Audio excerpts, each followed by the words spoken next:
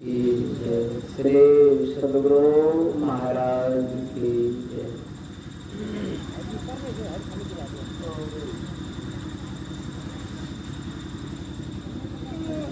बंदो गुरु पद कंज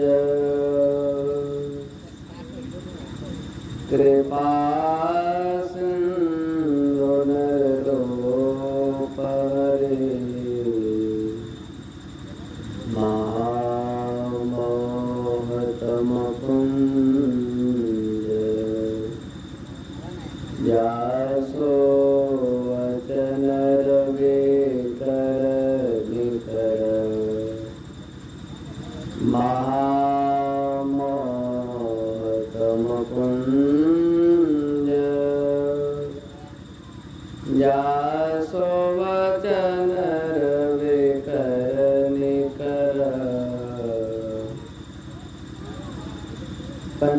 सर्वत्र विराजमान परम आराध्य सद्गुरु महाराज के युगल पाद पद्मों में कोटि कोटि सा नमन। व्यक्त रूप में मंच पर मंचासीन हमारे परम पूज्य पाद श्री अभिराम बाबा के पावन श्री चरणों में मेरा दंडवत प्रणाम। सत्संग में आए हुए सत्संग से नहीं बंधुओं, माताओं एवं धर्मशिला भक्ति प्रतिभानों, आप सबों को भी प्रणाम।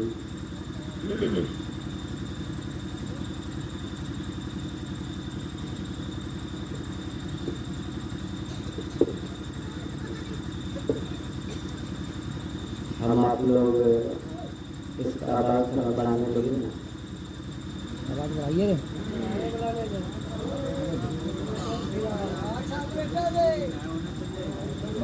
बोलिए प्रेम से श्री सद्गुरु महाराज की।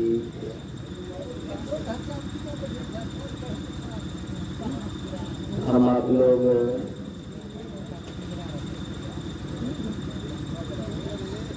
बैठिए, वो अपने आएगा। बोलिए प्रेम से श्री सद्गुरु महाराज की। हम आप लोग दिन से ही बहुत अच्छी अच्छी बातें सुनते आ रहे हैं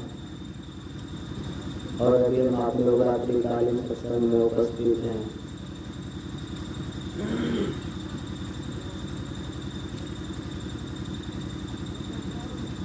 रामचरितमानस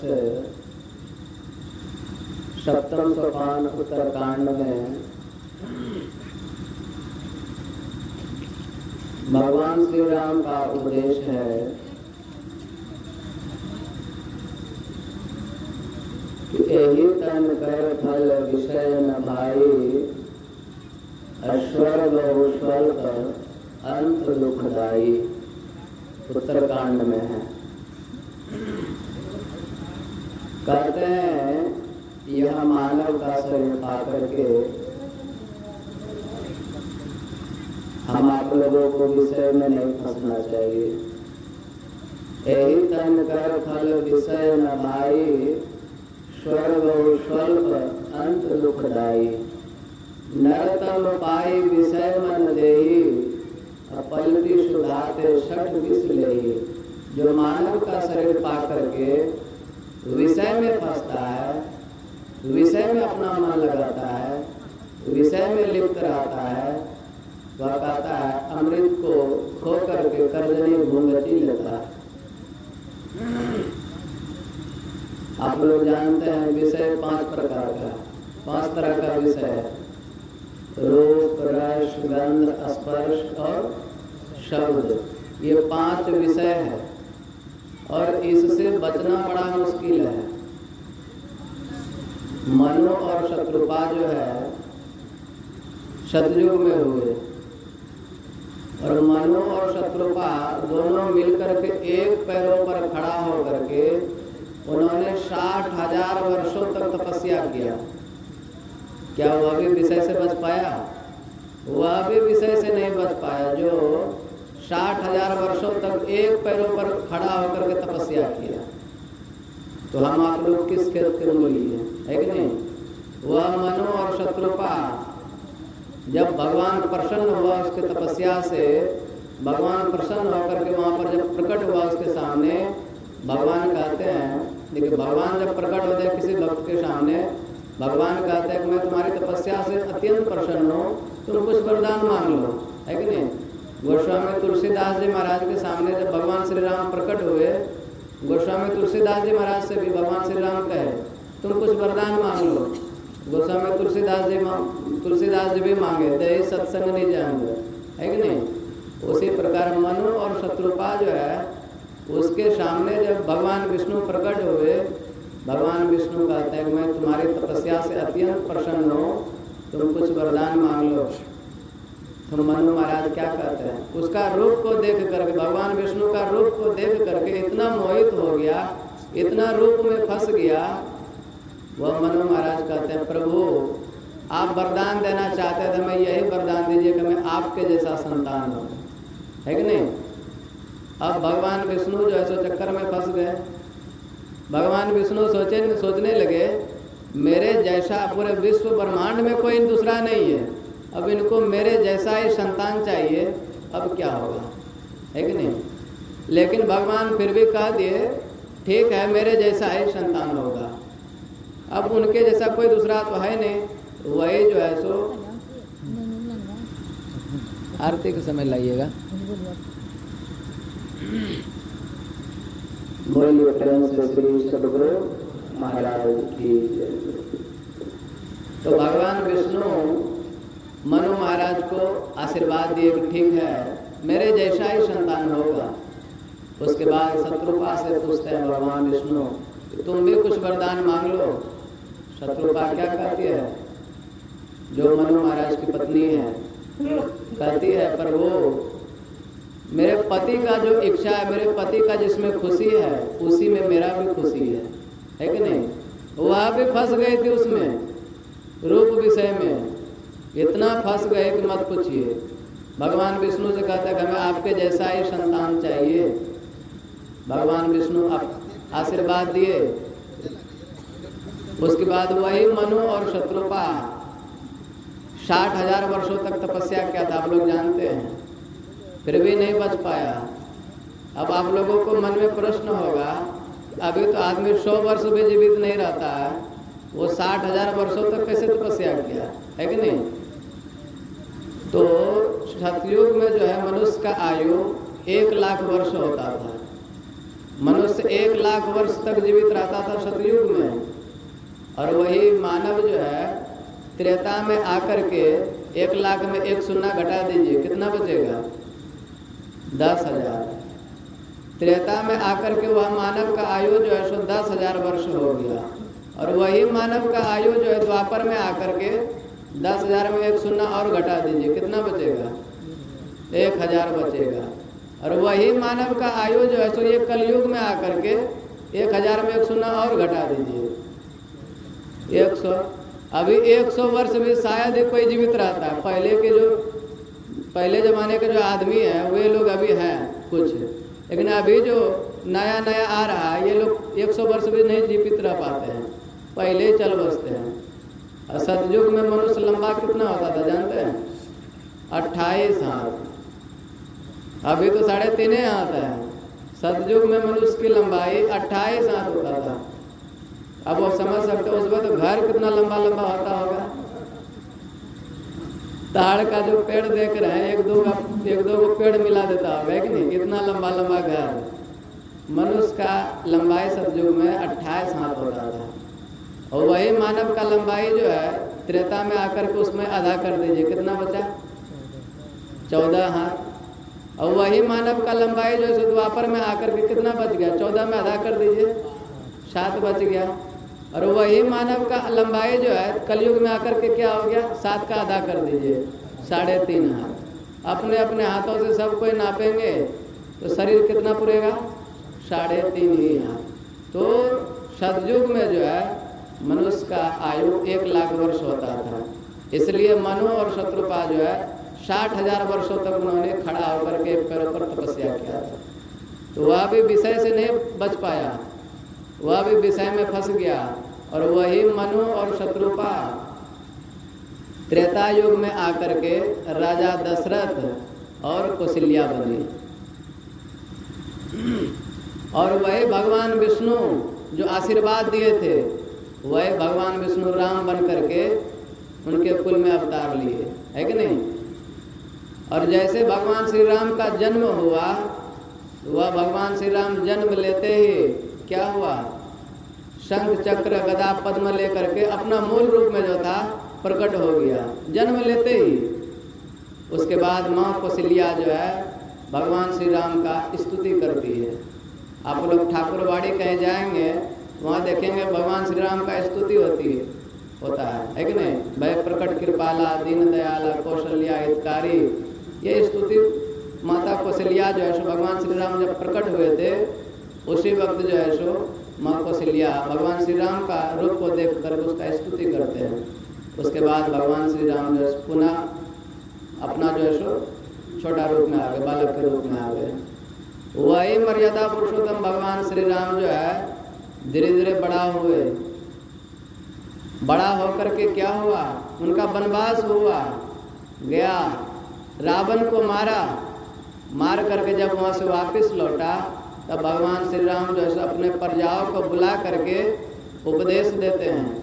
भगवान श्री राम के राज्य में कोई दुखी नहीं था, किसी को कोई प्रकार का कष्ट नहीं था, लेकिन फिर भी भगवान श्री राम को चिंता हुआ, है कि नहीं।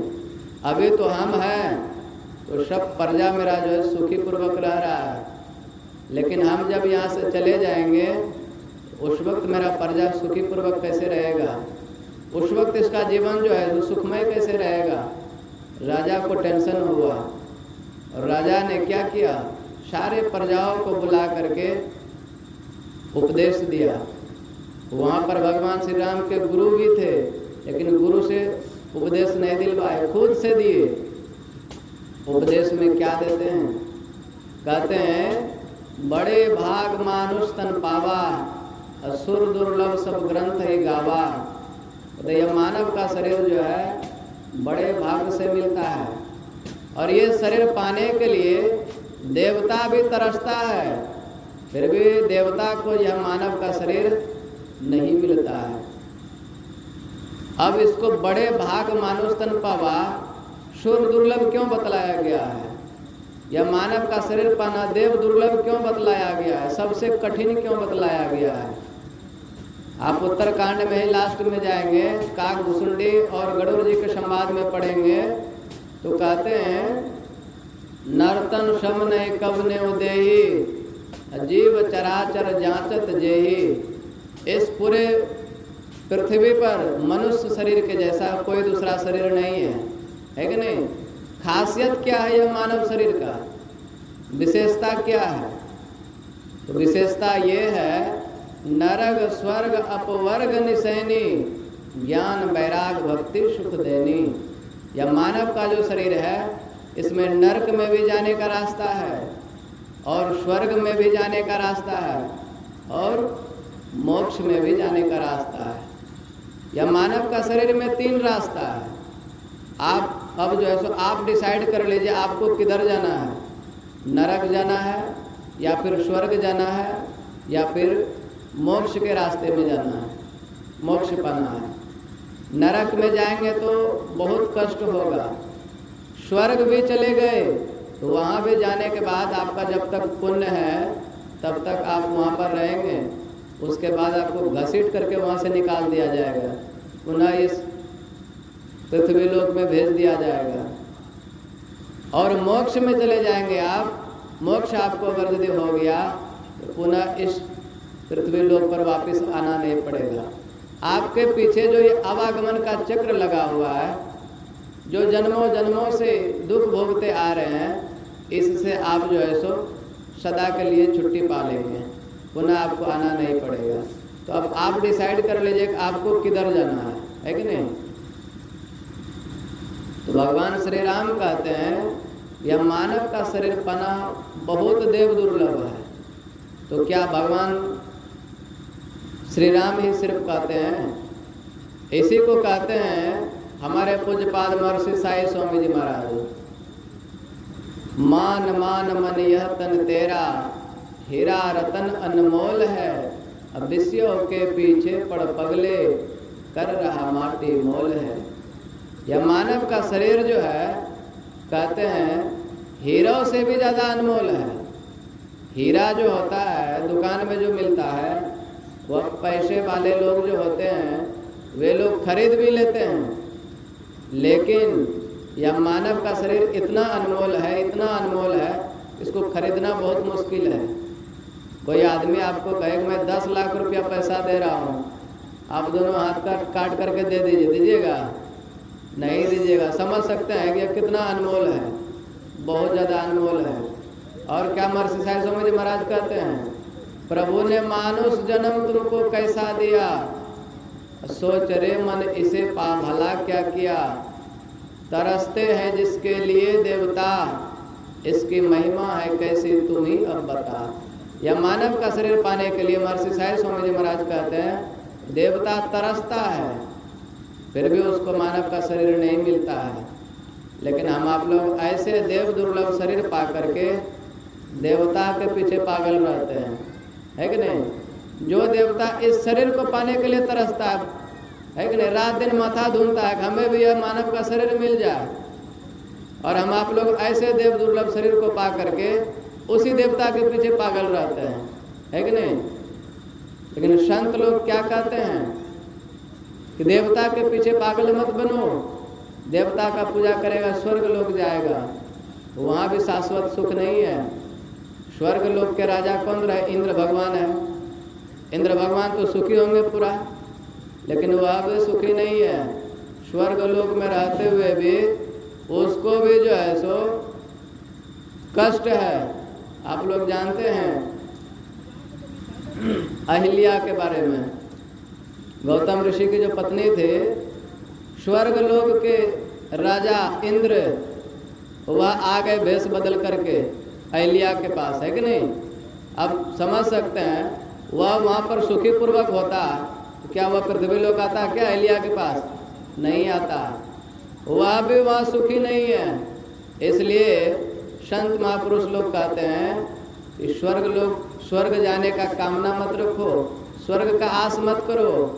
नर्तन दुर्लभ देव को सबको एक कहत पुकार, सबको एक कहत पुकार, देव दे ही नहीं पावे, ऐसे मूर्ख लोग स्वर्ग की आस लगावे। पुण्य छिन्न सोई देव, स्वर्ग से नरक में आवे। अब जो देवता स्वर्ग लोक में है उसका भी पुण्य छिन्न हो जाता है, वह भी वहाँ से ये नरक लोक में आता है कि नहीं? हम आप लोगों को रहने के लिए बढ़िया बढ़िया घर है, बढ़िया बढ़िया महल है कि नहीं? बढ़िया बढ़िया भी ठंडी के दिन में ओढ़ने के लिए कम्बल है, चादर है कि नहीं? गर्मी का मौसम जब आता है तो पंखा लगा लेते हैं हवा खाने के लिए, यानी जैसा मौसम आता है वैसा व्यवस्था हो जाता है। लेकिन देवता लोगों को देखे हैं कहीं वृक्ष के सामने गाड़ दिया है, उसकी पूजा हो रही है। अब रहने के लिए घर ही नहीं है उसको, है कि नहीं? कहीं बाजार में जाइएगा तो रोड किनारे पड़ा हुआ है, रहने के लिए घर ही नहीं है उसको। अब उसका पूजा करेंगे तो कहाँ जाएंगे? अब जिसको रहने के लिए खुद ही घर नहीं है उसका हम पूजा करेंगे तो हमारा मेरे साथ में भी वही होगा, है कि नहीं? देवता का पूजा करना गलत नहीं है, मैं पूजा करने से मना नहीं करता हूँ। देवता का पूजा करेंगे तो क्या होगा? देवता का पूजा करेंगे तो क्या होगा? आपको संसार में सुखी पूर्वक जिंदगी जीने के लिए धन दौलत बेटा बेटी वगैरह वगैरह जो है मोह माया में फंसने वाला सारा सामान जो है वह मिल जाएगा। लेकिन संसार सागर से पार कैसे होना है, शाश्वत सुख कैसे पाना है, यह मिलना बड़ा मुश्किल है। यह देवता लोगों से नहीं हो सकता। यह होगा किससे? तो हमारे गुरु महाराज कहते हैं ईश्वर देव पितर परिजन सो होत न यह उपकार। वह ईश्वर देव पितर परिजन सो, ये जितने भी हैं इन लोगों से उपकार नहीं होता है। तो उपकार होता है किससे? यह मैं ही होवत गुरु से ही, गुरु की अमित बलिहार। देवता का पूजा करेंगे तो संसार में सुखी पूर्वक जीवन व्यतीत करने के लिए आपको सारा चीज देगा, लेकिन कहते संसार में सबसे बड़ा दुख क्या है? आवागमन सम दुख दूजा, है नहीं जग में कोई, इसके निवारण के लिए प्रभु भक्ति करनी चाहिए। वह आवागमन का जो चक्र है, वह आवागमन का जो दुख हम आप लोगों के पीछे लगा हुआ है जन्मों जन्मों से, उसको नहीं छुड़ा सकता है देवता सब। उससे छूटना चाहते हैं तो हमारे गुरु महाराज भी कहते हैं, क्या कहते हैं?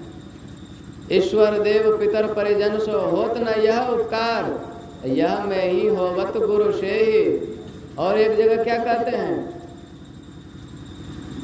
हमारे भगवान श्री राम जो है सो कहे कि यह मानव का शरीर देव दुर्लभ है। इसी को महर्षि साई स्वामी जी महाराज भी कहे और हमारे गुरु महाराज भी कहते हैं, दुर्लभ मानुष तन करिए गुरु भजन, है कि नहीं? यह मानव का शरीर जो है बहुत देव दुर्लभ शरीर है, लेकिन इसको पा करके किसका भजन करना चाहिए, क्या करना चाहिए? हमारे गुरु महाराज बतलाते हैं कि दुर्लभ मानुष तन करिए गुरु भजन। गुरुदेव का भजन करेंगे तभी आपका परम कल्याण होगा, अन्यथा देवता लोगों के चक्कर में पड़े रहेंगे तो आपका परम कल्याण होने वाला नहीं है। रामकृष्ण परमहंस जी महाराज के बारे में आप लोग सुने होंगे, माँ काली से साक्षात बात करते थे, जैसे हम लोग आपस में बात करते हैं बैठ करके, ऐसे ही क्या माँ काली का पूजा करने से रामकृष्ण परमहंस जी महाराज का उद्धार हुआ? नहीं हुआ। वह रामकृष्ण परमहंस जी महाराज को भी गुरु धारण करना पड़ा। एक दिन तोतापुर जी महाराज आए, तोतापुर जी महाराज कहते हैं, रामकृष्ण तुम जो है हमसे सदयुक्ति जान लो, दीक्षा ले लो। वह रामकृष्ण परमहंस जी महाराज क्या कहते हैं, नहीं नहीं मैं अभी नहीं ले सकता हूँ आपसे दीक्षा, मैं पहले माँ से पूछ लेता हूँ, माँ कहती है लेने के लिए, उसके बाद मैं आपसे बताऊंगा। वह रामकृष्ण परमहंस जी महाराज मंदिर जाते हैं और वहाँ जा करके माँ काली को आवाज़ लगाते हैं। माँ काली प्रकट होती है और माँ काली से कहते हैं रामकृष्ण परमहंस जी महाराज कि माँ एक संत आए हैं तोतापुर जी महाराज और वह कह रहे हैं तुम हमसे दीक्षा ले लो। तब माँ काली क्या कहती है? माँ काली कहती है ठीक ही कह रहा है। अब देखिए माँ काली जो साक्षात बात कर रही है आपस में बैठ करके एकदम सामने से, उसको कहना चाहिए ना कि दीक्षा मत लो। जब हम तुमको साक्षात दर्शन दे ही रहे हैं, सब चीज़ दे ही रहे हैं, तो तुमको दीक्षा लेने का क्या जरूरत है? दीक्षा मत लो। माँ काली क्या कहती है? तोतापुर जी महाराज ठीक ही कह रहे हैं, तुम जाओ और उससे जाकर के सदयुक्ति जान लो, दीक्षा ले लो। तब रामकृष्ण परमहंस जी महाराज कहते हैं कि माँ तब मैंने इतने दिनों से जो तुम्हारी भक्ति किया ये तो सारा निष्फल चला गया, बेकाम हो गया, कोई काम का नहीं हुआ। माँ काली क्या कहती है? ये तुम इतने दिनों से जो मेरा भक्ति किया ये निष्फल नहीं गया, उसी का फल ये है कि आज इतने बड़े संत तुम्हारे सामने खुद चल करके आए हैं तुम्हें दीक्षा देने के लिए, है कि नहीं? इसके लिए तुम जाओ उससे जाकर के सदयुक्ति लो, दीक्षा लो। माँ काली क्या कहती है? तुमको संसार में सुखी पूर्वक जीवन व्यतीत करने के लिए मैं सारा चीज दे सकता हूँ, है कि नहीं? धन दौलत बेटा पुतोह वगैरह वगैरह ये सारा चीज तुमको मैं दे सकता हूँ, लेकिन ये आवागमन का जो चक्र है इससे नहीं छुड़ा सकता हूँ। इससे तुम छूटना चाहते हो, सदा के लिए शाश्वत सुख पाना चाहते हो, तो जाकर के तोतापुर जी महाराज से दीक्षा लो, है कि नहीं? वह रामकृष्ण परमहंस जी महाराज को भी गुरु धारण करना पड़ा, जो माँ काली से साक्षात बात करते थे। तो हम आप लोग किस कद के मूली हैं, है कि नहीं? इसलिए हमारे गुरु महाराज कहते हैं कि दुर्लभ मानुष तन करिए गुरु भजन, और इधर उधर मत भटकिए, इनके चरणों में आकर के लग जाइए। परम कल्याण पाना चाहते हैं तो, है कि नहीं? शाश्वत सुख पाना चाहते हैं, गुरुदेव के चरणों में अपने आप को जोड़ दीजिए। एक भक्तमाल ग्रंथ है गीता प्रेस का, उसमें निमि जी महाराज है, निमि जी महाराज लिखे हैं दुर्लभो मानुषो देहो, कहते हैं मानव का शरीर पाना या मानव का जो शरीर है बहुत देव दुर्लभ है। दुर्लभो मानुषो देहो, तो जितना ये दुर्लभ है उतना ही क्षण भंगुर भी है। दुर्लभो मानुषो देहो देही नाम क्षण भंगुर, यह जितना दुर्लभ है उतना ही क्षण भंगुर भी है। कब ये नष्ट हो जाएगा, कब ये शरीर से प्राण रूपी पंछी निकल जाएंगे, उसका कोई भरोसा नहीं है। आज जानते हैं आप लोग साधु महासभा के अध्यक्ष, शायद नाम सुने होंगे आप लोग, पूज्यपाद स्वामी अनुपानंद जी महाराज, आज वो चल बसे संसार से। आज ही रात्रि में 12:42 में, बहुत बड़े महात्मा जी थे, उनका आश्रम यूपी में था। अभी सबौर में ध्यानाभ्यास चल रहा था, साधना शिविर के क्रम में क्या हुआ,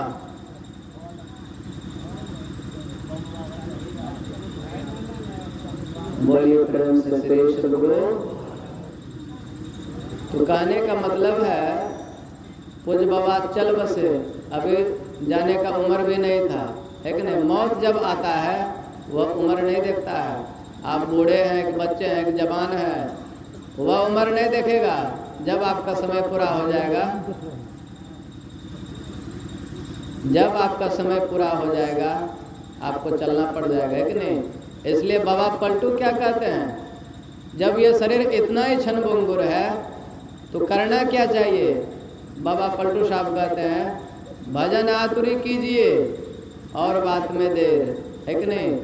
और सब बातों में देर हो जाए और सब कामों में देर हो जाए चलेगा, लेकिन पहले क्या कहते करने के लिए, भजन आतुरी कीजिए और बात में देर, और बात में देर जगत में जीवन थोड़ा, यह बहुत छोटा सा जीवन है, कब ये मिट जाएगा इसका कोई भरोसा नहीं है। जगत में जीवन थोड़ा, मानो स्तन धन जात है, गोड़ धरी करो नहीं हो रहा, है कि नहीं। अभी भजन आप लोग सुन रहे थे, राम नाम के हीरे मोती संत लुटाए गली गली, ले लो रे कोई राम का प्यारा, आवाज लगाए गली गली। संत महापुरुष क्या करते हैं, महात्मा जी सब क्या करते हैं, गांव गांव में गली गली में जा कर के सत्संग करते हैं, प्रचार करते हैं, चिल्लाते हैं, है कि नहीं। कहते हैं अरे भाई जगत में जीवन तुमको कुछ ही दिनों के लिए मिला है, सब दिन तुम यहीं पर नहीं रहोगे, कुछ दिन के लिए मिला है तो कुछ अपना काम कर लो, है कि नहीं। वही बाबा पलटू कहते हैं भजन आतुरी कीजिए और बात में देर, और बात में देर, जगत में जीवन थोड़ा, मानुष तन धन जात है, गोड़ धरी करो नहीं हो रहा। बाबा पलटू साहब क्या कहते हैं, यह मानव का शरीर जो है बीतते जा रहा है कि नहीं। क्षण क्षण पल पल समय सिरावे, नर्तन दुर्लभ फिर नहीं पावे। या मानव का शरीर जो है मिनट मिनट में, सेकंड सेकंड में घटते जा रहा है कि नहीं। और आप सदयुक्ति जान करके ध्यान भजन नहीं करेंगे तो क्या होगा, लख 84 बरमे के ऊपर अटके आए, अब की पसाना पड़े तो फिर 84 जाए। आप जहाँ से ऊपर उठे हैं, जितना दुख को भोगते हुए यह मानव का शरीर आपको लास्ट में आकर के मिला है, पुनः आपको उसी दुख रूपी नगरी में धकेल दिया जाएगा। फिर पुनः जो है आपको उतना ही कष्ट झेलना पड़ेगा, उतना ही दुख भोगना पड़ेगा। इसलिए बाबा पलटू साहब कहते हैं मानुष तन धन जात है, गोड़ धरी करो नहीं हो रहा। अब इतने बड़े संत जो है पलटू साहब, वह कहता है अरे भाई मैं तुम्हारा पैर पकड़ के कहता हूँ कि भगवान का भजन कर लो, है कि नहीं। मानुष तन धन जात है, गोड़ धरी करो नहीं हो रहा। 10 दरवाजा खुला, कांच महल के बीच पवन एक पंछी रहता, 10 दरवाजा खुला, उड़न को नित उठी चाहता। यह शरीर रूपी जो है कांच का महल, इसमें अभी सुन रहे थे बाबा बता रहे थे प्रवचन में कि 9 दरवाजा है कि नहीं। वह 9 दरवाजा जो है उससे कभी भी प्राण रूपी पंछी निकल सकता है। कांच महल के बीच पवन एक पंछी रहता, 10 दरवाजा खुला उड़न को नित उठी चाहता। बज लीजिए भगवान याही में भल है आपना, आवागमन मिट जाए, आवागमन छुटी जाए, मिटे कि जन्म की कल्पना। पलटू अटक न कीजिए, पलटू अटक न कीजिए, 84 घर फेर, भजन आखिरी कीजिए और बात में देर। कल के भरोसे मत बैठे रहिए कि कल भगवान का भजन करेंगे, अभी जवानी है, थोड़ा सा घूम फिर लेता है, कमा उमा लेता है कि नहीं। कल के भरोसे मत रहिए, कल के भरोसे रहिएगा तो क्या होगा। भज लीजिए भगवान याही में भल है अपना, पलटू अटक न कीजिए 84 घर पे। कल के भरोसे बैठे रहेंगे, इसी के बीच में आपका शरीर छूट जाएगा तो क्या होगा, 84 घर पे 84 का चक्कर पुनः आपको लगाना पड़ जाएगा। 84 का चक्कर नहीं लगाना चाहते हैं तो समय रहते जो है सचेत हो जाइए। इसी में आपका जो है सो भलाई है, इसी में आपका चतुराई है। तो अभी हम लोग पाठ में सुन रहे थे बाबा कबीर का बानी, है कि नहीं। ओढ़िले राम नाम चदरिया रे अभागा मनवा। भगवान श्री राम का उपदेश सुनाए कि यह मानुष बड़े भाग मानुष तन पावा, सुर दुर्लभ सब ग्रंथ ही गावा। यह मानव का शरीर तो बड़े भाग से मिला है और बहुत देव दुर्लभ है कि नहीं। अरे कब हो करी करुणा नर देही, देत ईस बिनु हेतु स्नेही। अकारण स्नेह करने वाले ईश्वर जो है कभी जीव को दया करके यह मानव का शरीर देता है कि नहीं। यह मानव का शरीर क्यों देता है, यह मानव का शरीर क्या करने के लिए देता है। तो भगवान श्री राम कहते हैं साधन धाम मोक्ष करे द्वारा, अपाय न जय परलोक संवारा। यह शरीर जो मिला हम आप लोगों को साधन करने के लिए, भजन करने के लिए, लेकिन साधन भजन करेंगे कैसे, कुछ युक्ति तो होना चाहिए। और ऐसे आप लोग रटते रहेंगे राम राम कृष्ण कृष्ण शिव शिव तो परम कल्याण होने वाला नहीं है। सुने है ना एक कहानी सुग्गा का, वह सुग्गा लोहा के पिंजड़ा में बंद है और राम राम रट रहा है, फिर भी लोहा का पिंजड़ा से बाहर नहीं हो पा रहा है। लेकिन एक संत जो है उनको मिला और संत वही राम राम रटने के लिए उसको बता दिया, है कि नहीं। और राम राम को रटा तो क्या हो गया, वह बेचारा सुग्गा जो है पिंजड़ा से बाहर हो गया, सदा के लिए सुखी हो गया। उसी प्रकार बेगर दीक्षा लिए आप कितना रटते रह जाइए, आपका परम कल्याण होने वाला नहीं है।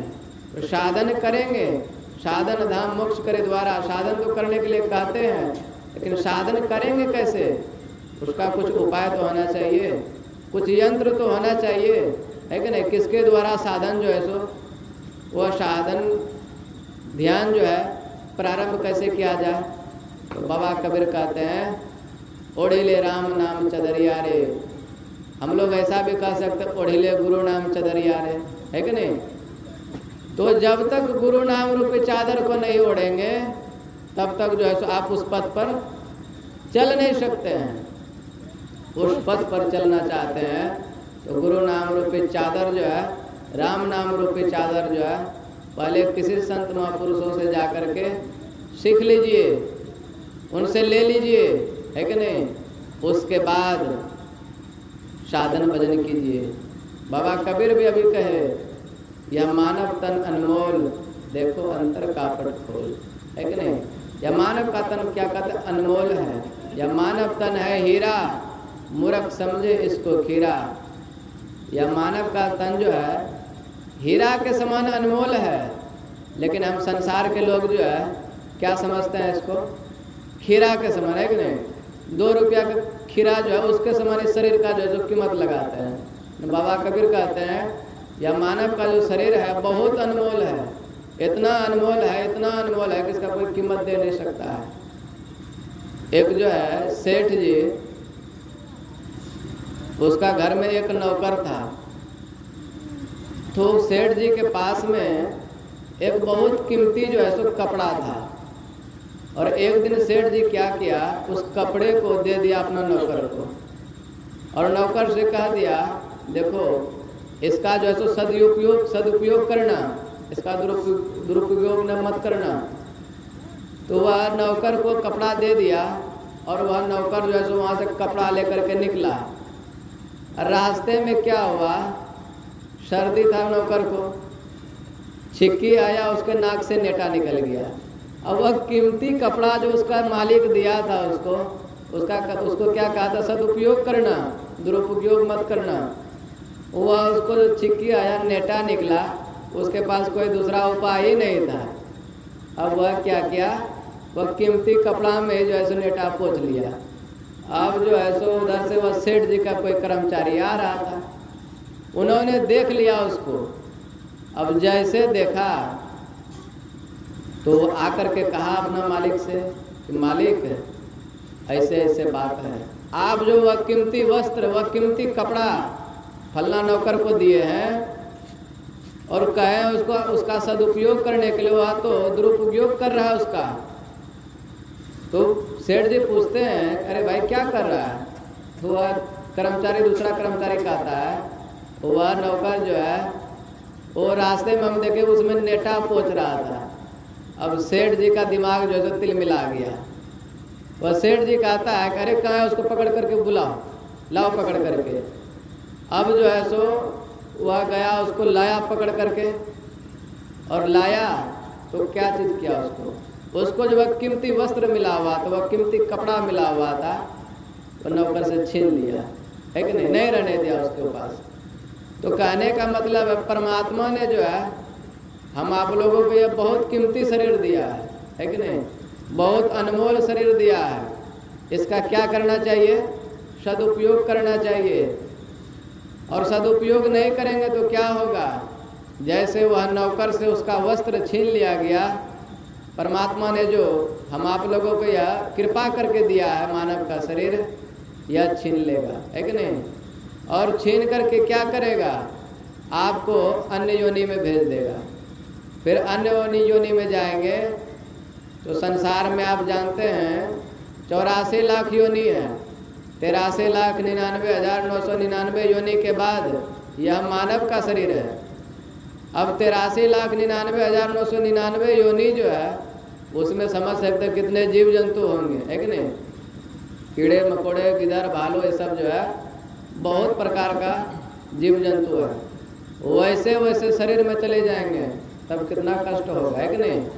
कुत्ता को देखें आप लोग, ज़्यादातर कहाँ मरता है, रोडे पर मरता है, गाड़ी से एक्सीडेंट हो करके। इधर उधर जल्दी नहीं मरता है, वह रोड पर ही मरता है। उसको कोई उठाने वाला रहता है, कोई नहीं रहता उठाने वाला। एक पेट भोजन के लिए वह कुत्ता जो है कितना ललायित रहता है कि नहीं। वैसे शरीर में कहीं डाल दिया जाए हम आप लोगों को तो कितना कष्ट होगा।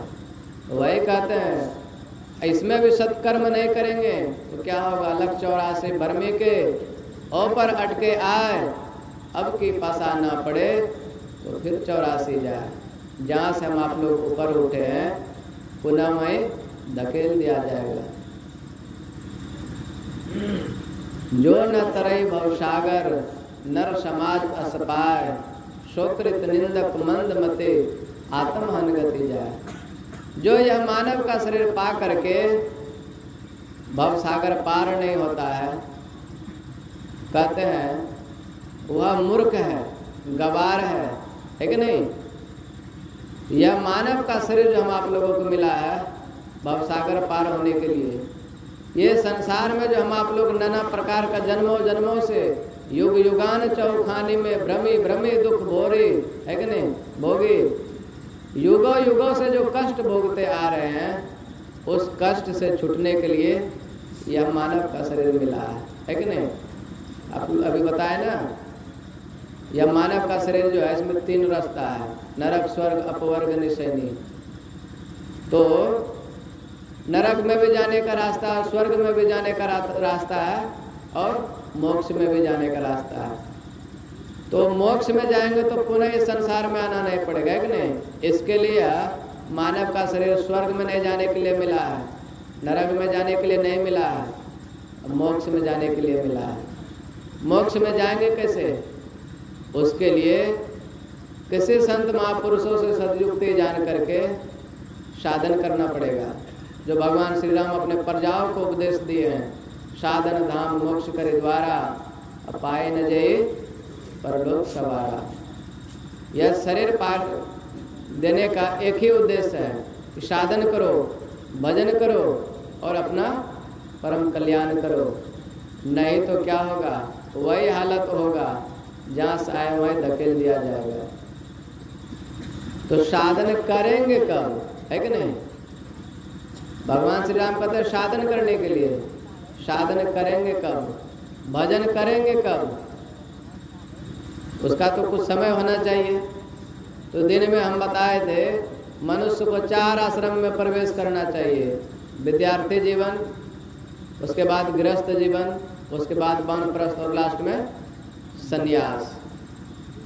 लेकिन हम आप लोग वैसा करते नहीं हैं, है कि नहीं?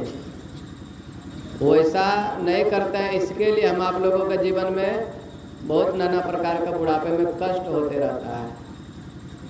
तो उसमें नहीं फंसे रहिए। सब दिन जो है सो समय रहते अपना कुछ काम कर लीजिए, है कि नहीं? एक पंडित जी सुबह सुबह 3 बजे जो है सो नदी के किनारे चिल्ला रहा था, अभी जो इस नदी में डुबकी लगाएगा वह जानवर है तो मनुष्य बन जाएगा, और जो मनुष्य है वह देवता बन जाएगा, और जो देवता है वह ईश्वर बन जाएगा। अब वहीं बगल में एक वृक्ष था, वहाँ वृक्ष पर ऊपर में एक बंदरबा और एक बंदरनी, दोनों पति पत्नी बैठा हुआ था। अब पंडित जी चिल्ला रहा है तो बंदरनी कहती है अपना पति बंदरवा से, देख रहे हैं ना पंडित जी क्या चिल्ला रहे हैं, जो जानवर है वह मनुष्य बन जाएगा, और जो मनुष्य है वह देवता बन जाएगा, और जो देवता है वह ईश्वर बन जाएगा। तो बंदरवा कहता है उसका पति, अरे मूर्ख कहेगी, ये पंडित जी सब जो है सो ऐसे बकबक करते रहता है, इन लोगों को कोई काम नहीं मिलता है ना, ऐसे चिल्लाते रहता है, इन लोगों के बातों में मत फंसो, ये लोग आदमी को भ्रमित करने वाला है कि नहीं? लेकिन बंदरनी बेचारी बहुत समझाने का कोशिश की पति को, वह उसका पति जो है मानने को तैयार नहीं हुआ। 3 से 4 बजे का समय फिक्स था, इतने 3 से 4 बजे के अंदर में जो डुबकी मारेगा वह जानवर है तो मनुष्य बन जाएगा, मनुष्य है तो देवता बन जाएगा, और देवता है तो ईश्वर बन जाएगा। समय फिक्स था 4 बजे तक का। अब जो है सो समय निकलते जा रहा है, बंदरनिया जो है पैर पकड़ पकड़ करके कह रहा अपना पति से कि हे पतिदेव, पंडित जी सही ये कह रहे हैं, डुबकी मार लीजिए, हम लोग तो जानवर है ना, मनुष्य हो जाएंगे। लेकिन वह बेचारा उसका पति हुट्ठी आदमी, पति वैसे हुट्ठी होता ही है कि नहीं? पत्नी लाख समझाने का कोशिश कर ले, पति जल्दी मानता नहीं है।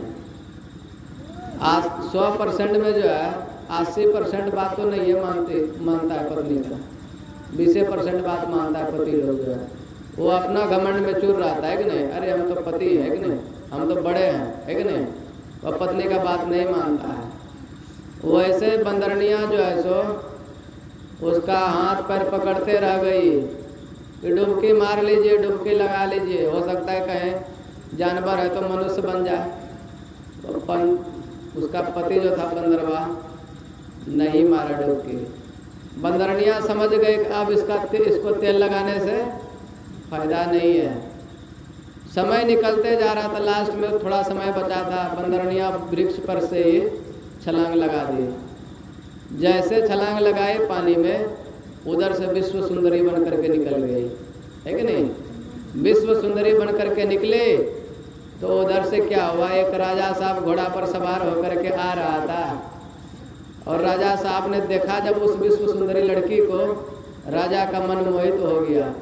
राजा साहब उस लड़की को बैठाया घोड़े पर लेकर के, चलो ऐसा अब बंदरवा बेचारा वृक्ष पर से देख रहा है, अरे मेरी पत्नी तो राजकुमारी बन गई, उसको एक राजा साहब लेके भाग रहा है।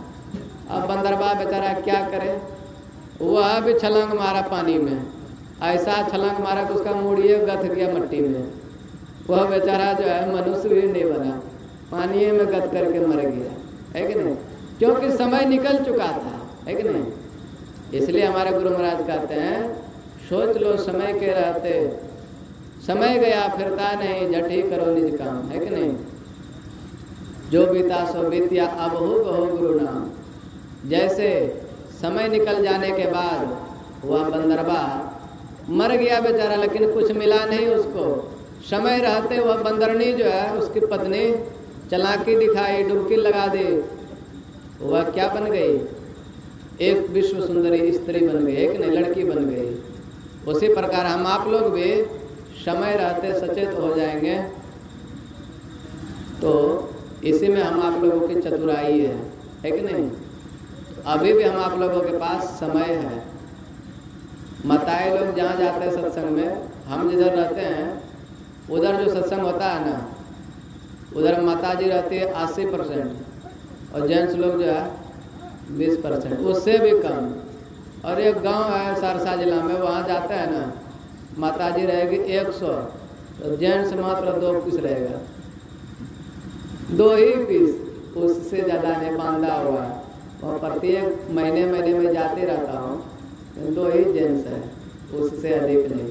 लेकिन ये जो है जगन्नाथपुर है ना, ये क्या जगन्नाथपुर, यहाँ दोनों बराबर बराबर है कि नहीं। इसका मतलब है यहाँ के जेंट्स लोग भी कुछ समझते हैं कि नहीं, जितनी माताएं लोग हैं उतना जेंट्स भी है।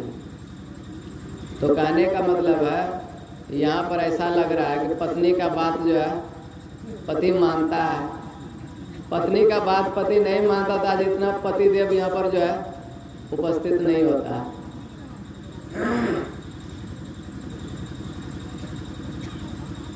बोलिए प्रेम से श्री सद्गुरु। तो समय है, अभी कुछ कर लीजिए, है कि नहीं। एक पत्नी, दोनों पत्नी था, पत्नी सत्संगी थे और पति बेचारा साकड़ था, निगुरा था, वह दीक्षा नहीं लिया था। तो पत्नी जो है बार बार उसको कहती थी कि हे पतिदेव, आप दीक्षा ले लीजिए, अभी भी समय है, आपका जीवन सुधर जाएगा, अगला जीवन आपका बन जाएगा। लेकिन पति बेचारा कहाँ माने पत्नी की बात, नहीं माने। होता क्या है कि इसी बीच में दोनों का शरीर छूट जाता है। वह लड़की जो थी, उसकी पत्नी, उसका भी शरीर छूटा। तो एक सेठ का घर में, उसका जो है बहुत बड़े सेठ थे, उनका घर में उसका जन्म हुआ। और उसका घर में जो जन्म हुआ, उसी सेठ के घर में एक बहुत बड़ी हथनी थी, वह भी बेचारी हथनी गाभिन थी। और उसका पति जो मरा, उस हथनी के पेट से हाथी का बच्चा बन करके निकला। उसका पति जो है हाथी बन गया, और वह पत्नी जो सत्संगी थे वह एक राजकुमारी बन गई, है कि नहीं। अब जो है सो वह लड़की धीरे धीरे जवान हुई। जवान होने के बाद अब किसी की पुत्री बड़ी हो जाए, जवान हो जाए, तो माँ बाप को टेंशन होता है कि नहीं, अब इसका शादी विवाह कर देना चाहिए। अब जो वह सेठ जी उसके लिए लड़का ढूंढने लगा। अब वो बेचारा हाथी जो है, हाथी का शरीर में जाने के बाद भी उसको इतना नॉलेज था, यह मेरी ही पत्नी है कि नहीं। पूर्व जन्म में यह मेरी ही पत्नी थे, यह बेचारे सत्संगी थे, दीक्षा लेकर के ध्यान भजन क्या करते थे। तो फलस्वरूप ये हुआ कि इसको जो है एक मानव का शरीर मिला, उसमें भी राजकुमारी, और हम जो है सो दीक्षा नहीं लिए, भजन नहीं किए, एक हाथी का शरीर में आ गए। इतना नॉलेज था उसको। तो जो है उसका जब शादी लगाने लगा उसका माता पिता, वह हाथी जो है बेचारा स्वस्थ था, शादी का नाम सुन करके भोजन पानी सब त्याग दिया। बेचारा चिंता में डूब गया। अब जो मेरी पत्नी है इससे कोई और विवाह करेगा, कोई और ले जाएगा इसको। वह हाथी का शरीर में है, कुछ कर भी तो नहीं सकता है। रात दिन रोता था वह हाथी, रात दिन पछताता था कि अब मेरी पत्नी को कोई और लेके जाएगा, मैं इस धरती पर जीवित रह करके करूँगा क्या चीज़, इससे तो अच्छा है कि मर जाऊँ, है कि नहीं। वह हाथी अपना भोजन पानी सब चीज़ त्याग दिया। अब सेठ जी जैसे उस हाथी को देखते हैं तो सेठ जी को टेंशन हो गया, अरे भाई इस हाथी को क्या हो गया, अभी तो कुछ दिन पहले यह हाथी बिल्कुल स्वस्थ था, एकदम चंगा था यह हाथी, अब कुछ ही दिन के बाद इसको क्या हो गया, पूरा बीमार पड़ गया एकदम। वह सेठ जी जो है बड़े बड़े डॉक्टरों को बुला करके उसका उपचार करवाया, लेकिन वह हाथी जो है ठीक नहीं हुआ, बेचारा बीमार ही रह गया, ठीक नहीं हुआ। तब जो है सो उसकी जो राजा सेठ जी की जो लड़की थे वह राजकुमारी, वह क्या कहती है, पिताजी इसका टेंशन आप मत लीजिए, इसको हम ठीक कर देंगे, है कि नहीं। अब जो है सो वह राजकुमारी थाली में भोजन लेकर के जाती है, कहाँ, हाथी के पास, और जा कर के कहती है, हम कह रहे थे ना दीक्षा लेकर के कुछ साधन भजन कर लीजिए, है कि नहीं, तो जो है सो अच्छा मानव का शरीर मिलता आपको भी, लेकिन आप मेरा बात नहीं माने, तबे ना हाथी का शरीर में आए हैं। अब बताइए मेरे माता पिता जो है वो हाथी से मेरा विवाह कराएगा, यह नहीं हो सकता है। पत्नी जैसे कही कि नहीं हो सकता, वो बेचारा हाथी का तो और हालत खराब। अब जो मेरी पत्नी है वह भी कह रही है कि ऐसा नहीं हो सकता, उसका हालत और खराब। तब लास्ट में हंसता पछता करके वह लड़की कहती है, आप टेंशन मत लीजिए, हम किसी दूसरे से विवाह नहीं करेंगे, मेरा जब भी विवाह होगा तो आपके साथ ही विवाह होगा, अब जो है सो भोजन ग्रहण कर लीजिए। जैसे वह लड़की यह बात कही, वह हाथिया के आगे में जो भोजन दिया ना, बड़ा लपालप खाने लगा, बेचारा हाथी तुरंत स्वस्थ हो गया। अब उसका बाप जो है सो चक्कर में फंस गया, इतने बड़े बड़े डॉक्टर आकर के इसको देखा, यह हाथी जो है सो स्वस्थ नहीं हुआ, ठीक नहीं हुआ, मेरी पुत्री में ऐसे क्या खासियत है कि यह जब गए भोजन लेकर के इस हाथी को ठीक कर दे। वह आकर के पूछते हैं पुत्री से, पुत्री अपना सारा दृष्टांत जो है सो बता देती है। तो कहने का मतलब है पत्नी लोग भी जो है, अभी हमारे पास दो माताजी आई थी, क्या बताएंगे बाबा, मेरे घर में सब सत्संगी है। बोले खुशी की बात है, तो मेरे पति देव जो है ना वह मानने को तैयारी नहीं हो रहा है, वह तो मांस मछली खा रहा है कि नहीं। अब मांस मछली खाएंगे, पत्नी समझा रही है, पत्नी का बात मान लीजिए तो जीवन बदल जाएगा, और पत्नी का बात नहीं मानेंगे वैसे हथिया के शरीर में चल जाएंगे, है कि नहीं। ये तो 15वां वाला नतीजा हो जाएगा, ऐसा मरेंगे दोबारा उठ भी नहीं पाएंगे। तो पत्नी जो कहती है उसका भी कुछ बातें मान लीजिए, है कि नहीं।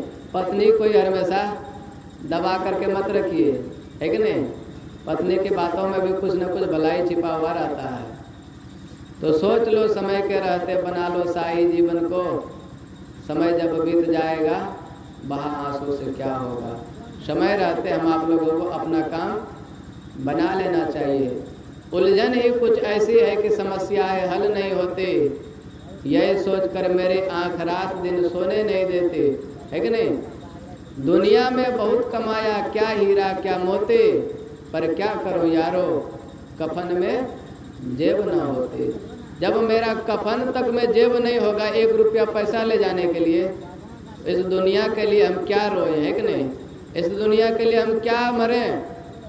अरे जो मेरे साथ में जाएगा हम उसके लिए न मरें, ना कि जो मेरे साथ में नहीं जाए हम उसी के लिए रात दिन मरें। धन दौलत जो है आपका, इतना जो मेहनत कर रहे हैं संसार के लिए, बच्चे बुतरू के लिए, आपके साथ में जाएगा, कोई जाने वाला नहीं है। भगवान का भजन ही आपके साथ में जाएगा। एक महात्मा जी एक राजा साहब के घर पर गए। महात्मा जी जा करके कहते, राजा साहब आप थोड़ा कमा लीजिए। वह राजा साहब बहुत बड़ा धनी था, तो राजा साहब पहला दिन कुछ नहीं बोला, वहाँ से निकल गया महात्मा जी। दूसरे दिन पुनः आया, आकर के कहते महात्मा जी राजा साहब आप थोड़ा कमा लीजिए।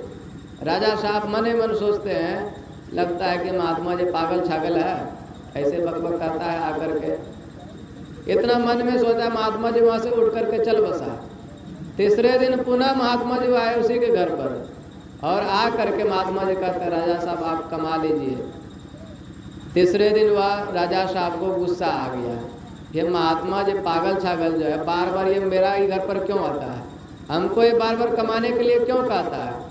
गुस्सा जो है डंडा लेकर दौड़ा महात्मा जी के ऊपर। अब महात्मा बेचारा क्या करेगा, मार खाएगा।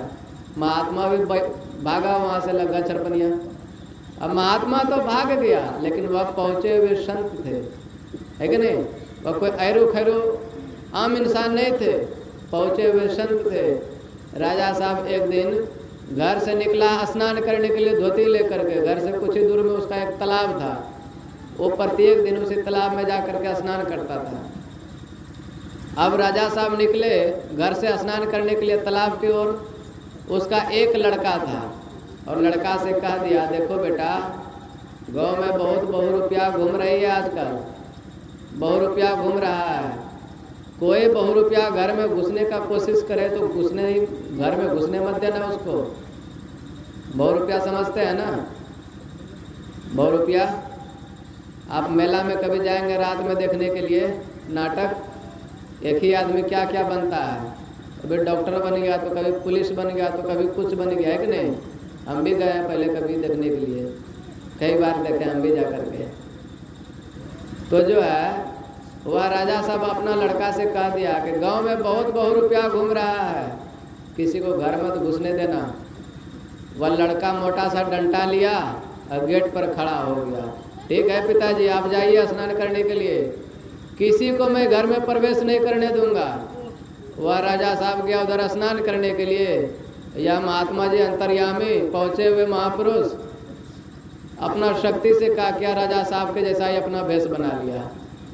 अब यह भी कंधा पर जो है सो धोती लेकर के उधर से आ रहा है, घर में जैसे प्रवेश करने लगा। लड़का जो है ना भ्रमित हो गया।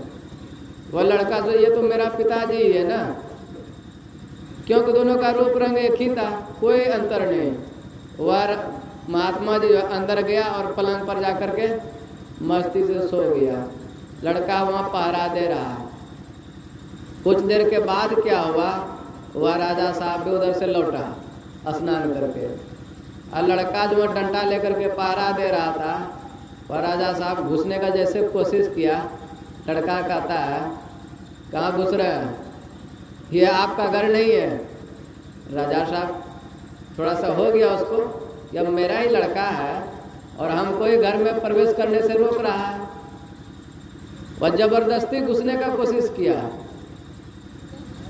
जैसे जबरदस्ती घुसने का कोशिश किया, उसका जो लड़का मोटा सा डंडा लेकर के पहरा दे रहा था, राजा साहब को दिया 2-4-10 डंडा खींच करके। अब जैसे 2-4-10 डंडा उसको लगा, अपना दिमाग जो है उसका ठिकाने पर आ गया। उसका दिमाग ठिकाने पर आया, ऊपर में ही रख दीजिए ना, एक साइड में, उस साइड में रख दीजिए। नीचे बहुत गंदा जगह है।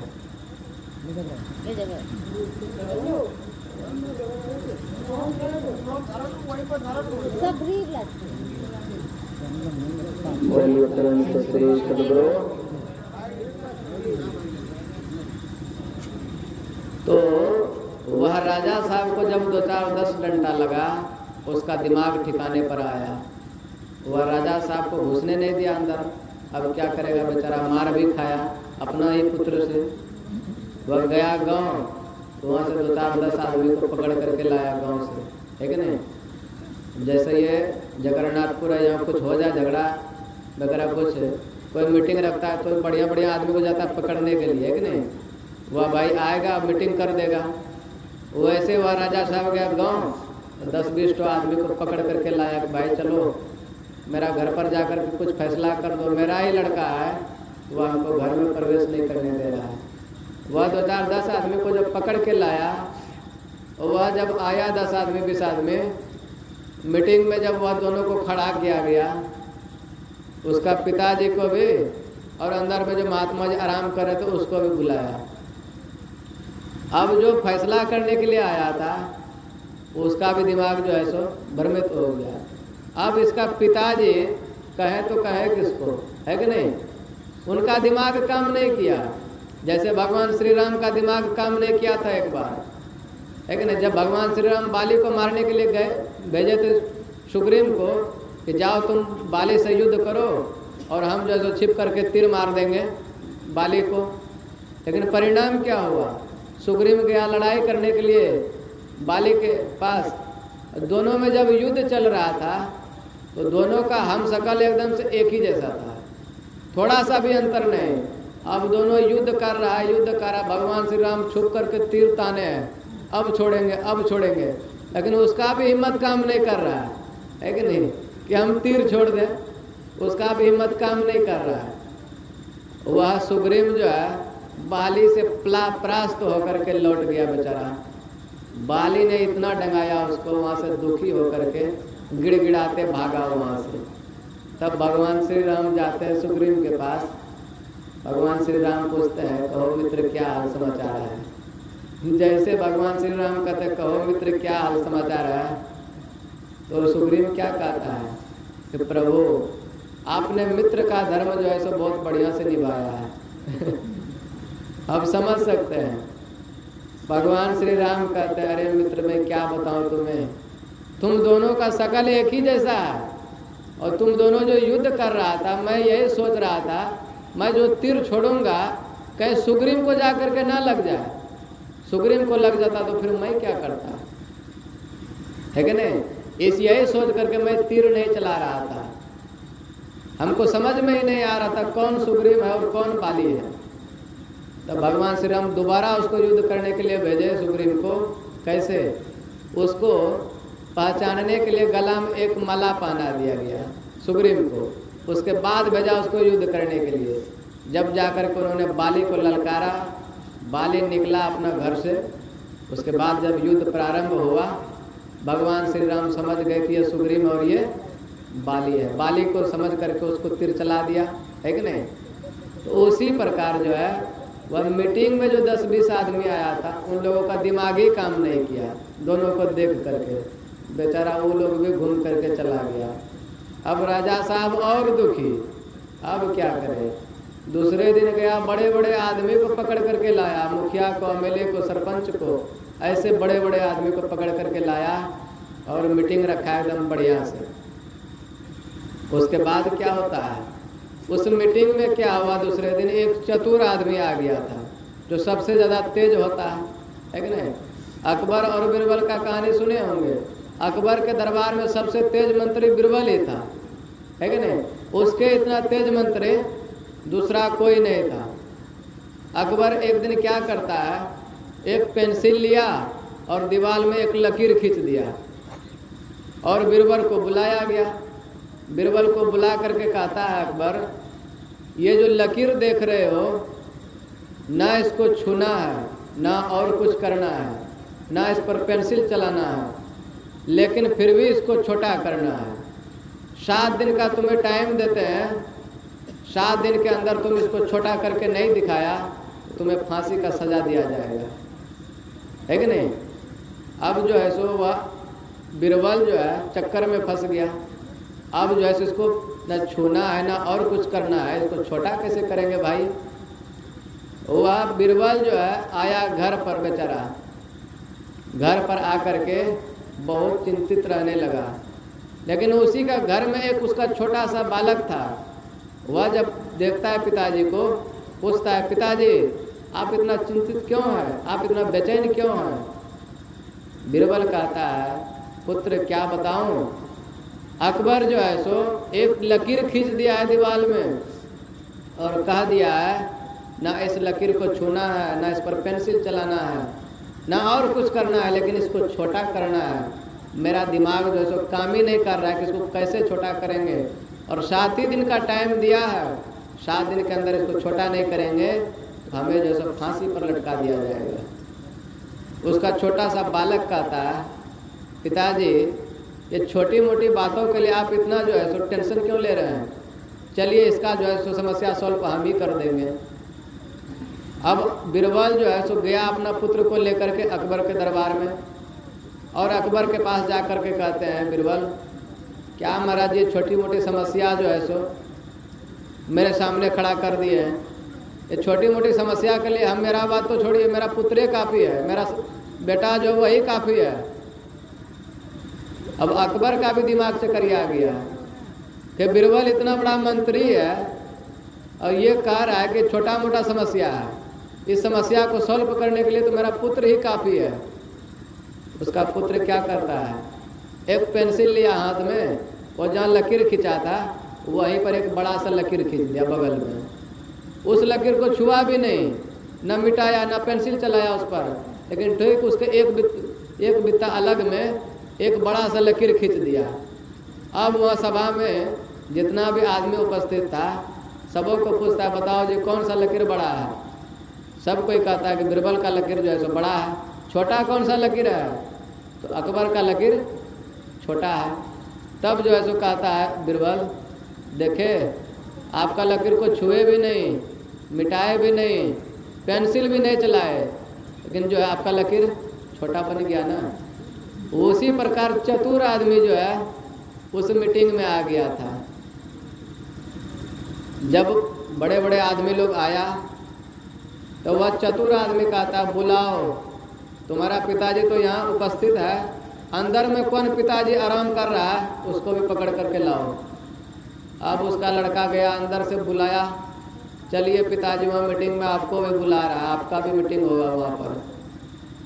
अब वह महात्मा जी भी आया मीटिंग में, दोनों को एक ही जगह खड़ा किया गया। अब दोनों का रंग रूप एक ही है, अब उसका जो है सो फैसला करे कैसे।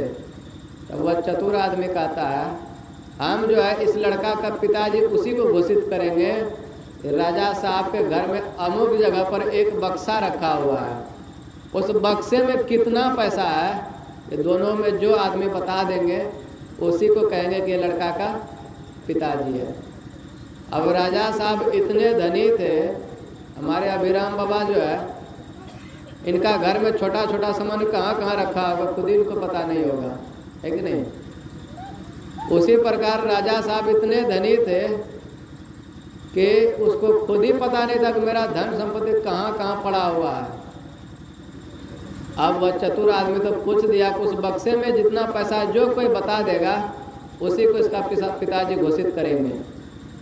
अब महात्मा जी बेचारा अंतर्यामी आदमी घर बैठे संसार देखे और दिल्ली के कुतुब मीनार देखे, है कि नहीं। वह तो अंतर्यामी होते हैं। एक गुरुनंदन जी महाराज प्रवचन में सुना रहे थे कि एक महात्मा जी प्रवचन कर रहे थे और एक माता जी उधर से आए सत्संग सुनने के लिए। सत्संग में बैठी 10 मिनट और सुन करके चली गई। घर में जा कर के कहती है अपना पुत्र लोगों से, पुत्र सबसे, तो देखो बेटा वह महात्मा जी जो आया है ना वह कितना बुड़बक महात्मा जी है। लड़का लोग पूछता है कि क्या हो गया। वह माता जी कहती है वह महात्मा जी कह रहे हैं कि दिल्ली में कुत्ता बीमार है। अब उसका लड़का का भी दिमाग चकरिया आ गया, भाई दिल्ली में कुत्ता बीमार है, अरे भाई कुत्ता तो कहीं बीमार हो सकता है कि नहीं। जगन्नाथपुर में बीमार नहीं होगा कुत्ता क्या, यहाँ भी बीमार हो सकता है। लेकिन वह माता जी आए सत्संग में बैठे, मोबाइल चला ले 10 मिनट और उठ करके चली गए। महात्मा जी क्या कह रहे तो सुनबे नहीं की। अब चली जो गए वहाँ लड़का को जा करके उसका दिया। वह महात्मा जी बड़ा जो है सो बेकार प्रवचन कर रहे हैं। महात्मा जी कह रहे हैं दिल्ली में कुत्ता बीमार है। उसका लड़का लोग भी डंडा लिया हाथ में और वहाँ से चला महात्मा जी के पास। महात्मा जी के पास जैसे डंडा लेकर के आया, महात्मा जी भी बेचारा सरदम हो गए, सावधान हो गए, भाई ये सारा आदमी डंडा लेकर के क्यों आया है, क्या हमको पिटेगा तो नहीं। वह लड़का लोग आकर के पूछता है महात्मा जी आप प्रवचन क्या कर रहे थे। महात्मा जी कहते हैं भाई प्रवचन तो जो कह रहे तो आप लोग सुने ही होंगे।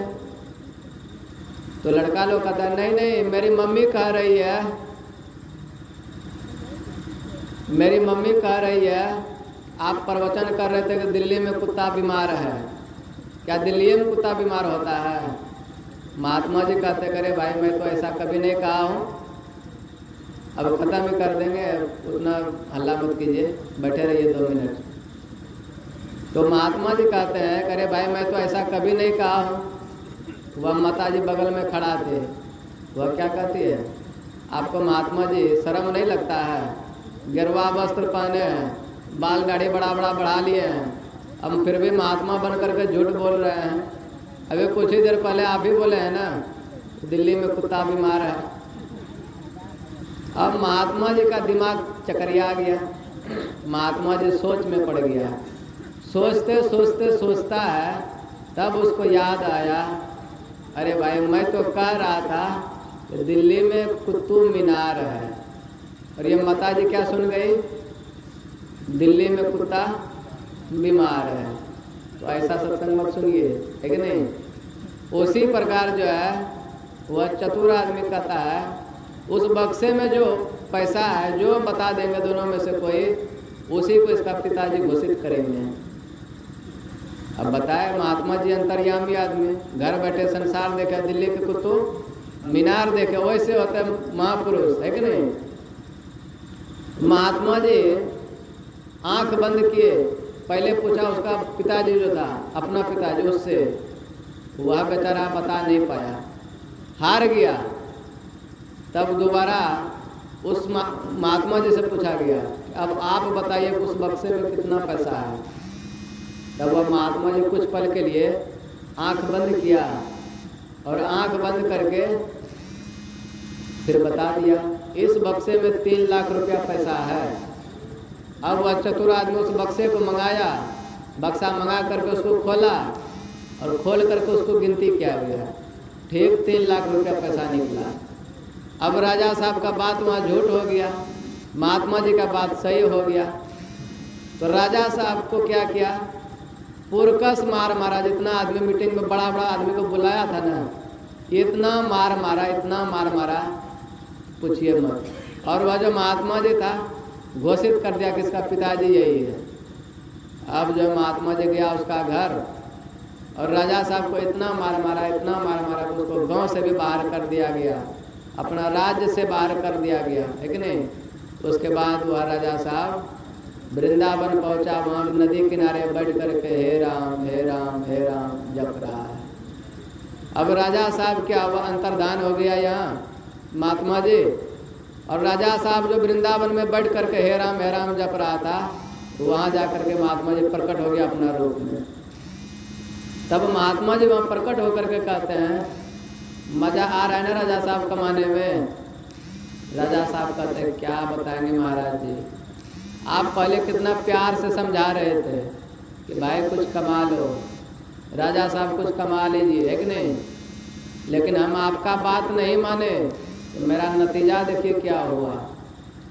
अपना लड़का से भी मार खाए, गांव वाले से भी मार खाए, अगल बगल से जो आदमी आया था उन लोगों से भी मार खाए, अपना गांव से भी बाहर कर दिया गया, हमको राज्य से भी बाहर कर दिया गया, और यहाँ पर आकर के वे राम राम रट रहे हैं। महात्मा जी कहते हैं यही धन हम कह रहे थे आपसे कमा लीजिए, संसार में सुखी पूर्वक जीवन व्यतीत करने के लिए आपके पास अथाह धन संपत्ति था। जब तक आप संसार में रहते तब तक आपको कोई भी कष्ट नहीं होता, लेकिन संसार से जाने के बाद आपको अपार कष्ट होता है कि नहीं? आपका जो है सो 1 रुपया भी धन नहीं था जो कि संसार से जाने के बाद आप वहाँ पर जा कर के सुखी पूर्वक रह पाते। इसलिए मैंने कह रहा था कुछ परमार्थ के लिए कमा लीजिए, ताकि यहाँ से जो जाएंगे उसके बाद का आपका जीवन जो है कैसे सुखमय रहेगा। लेकिन आप मेरा बात नहीं माने, आज खुद ही चल करके आए हैं, है कि नहीं? उसी प्रकार महात्मा जी सब चिल्ला चिल्ला करके कह रहा है, हाथ गोर पकड़ करके कह रहा है राम नाम के हीरे मोती संत लुटाए गली गली, ले लो रे कोई राम का प्यारा, आवाज लगाए गली गली। संत महापुरुषों का बात नहीं मानेंगे, महात्मा जी का बात नहीं मानेंगे, तो वही नतीजा हम आप लोगों का भी होगा, है कि नहीं। हाथा गोड़ा बांधी देतो, गला देतो फसरी, कटा कुसमा घिचला देतो, तब बाप बापची करी, है कि नहीं। उस वक्त बाप बापची करते रह जाइएगा, यमदूत छोड़ने वाला नहीं है। कहने सुनने की बातें बहुत है। तो कहता है जो तुम चाहो इसी जन्म में भवसागर से तरना, सत्संग सेवा सुमिरन बंदे सदा ही करते रहना। दुनिया का काम छूट जाए, सत्संग सेवा सुमिरन ये जो है आपका कभी छूटना नहीं चाहिए, क्योंकि यही जो है आपका अपना धन है। और अपना धन को छोड़ करके पराये धन के पीछे मत पागल रहिए, वह आपका काम आने वाला नहीं है। जो अपना धन है उसके लिए मरिए, वह काम कीजिए, है कि नहीं, जिससे आपका यह लोक और परलोक दोनों सुखमय बने। और यह सत्संग उस बालक के छठियारी के उपलक्ष्य में हुआ, है कि नहीं। वह बालक जो है कितना भाग्यवान है, वह बालक जो है कितना पुण्य आत्मा है कि नहीं, जो जन्म लेते ही हम आप लोगों को सत्संग सुना रहा है। तो हो सकता है वह आगे चल करके महात्मा भी बन सकता है कि नहीं। महात्मा देखिए, किसी का पुत्र महात्मा बन जाए तो माँ बाप को क्या होता है, बहुत कष्ट होता है। अरे मेरा पुत्र जो है महात्मा जी बन गया, वह हमको धन नहीं देगा कमा करके, अपार कष्ट होता है।